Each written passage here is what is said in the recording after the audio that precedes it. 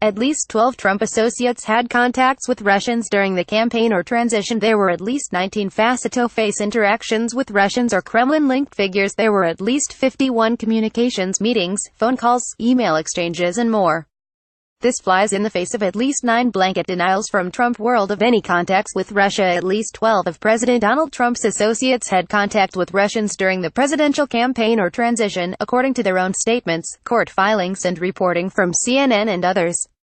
Some interactions were straightforward, like a public handshake with the Russian ambassador. Others are more controversial, such as a secret meeting to get dirt on Democratic nominee Hillary Clinton. This number has grown throughout the year, largely thanks to public reporting that has forced new acknowledgments and explanations from Trump's associates. All of the Trump associates who have spoken out deny any improper contacts with Russians and deny participating in any collusion with the Kremlin to influence the U.S. election.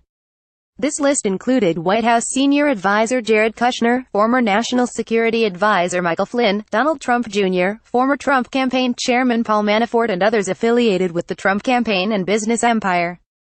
Trump's aides and associates had at least 19 face-to-face meetings with Russians or people affiliated with the Russian government during the presidential campaign and transition, according to their public statements, court filings, and reporting from CNN and other outlets.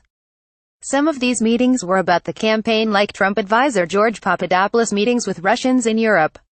Others were claimed to be for non-campaign purposes, like when Benson. Jeff Sessions, Rala, met the Russian ambassador in his Senate office.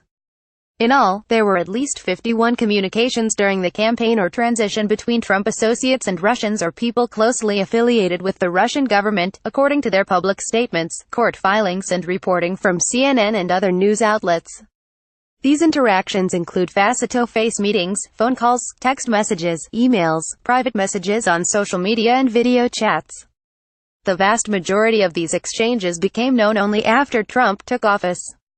About a third of these interactions came from Papadopoulos and were revealed in October in court filings prepared by special counsel Robert Mueller's team before Papadopoulos' guilty plea. On at least 9 occasions, Trump and his senior officials denied that there had been any contacts whatsoever with Russians during the campaign or that there were any ties between the campaign and Russians. These denials petered out last spring as more and more interactions were reported in the media. But before those reports, Trump himself and other senior administration officials offered blanket denials that had been any communication between campaign officials and Russians. Russia is a ruse, Trump said in February. I have nothing to do with Russia. Haven't made a phone call to Russia in years. I have nothing to do with Russia. To the best of my knowledge, no person that I deal with does. Days after the election, now White House Communications Director Hope Hicks issued denials on behalf of the Trump campaign about the issue of Russia contacts. She told the New York Times that the campaign was not aware of any campaign representatives that were in touch with any foreign entities during the election. And she told the Associated Press that there was no communication between the campaign and any foreign entity during the campaign.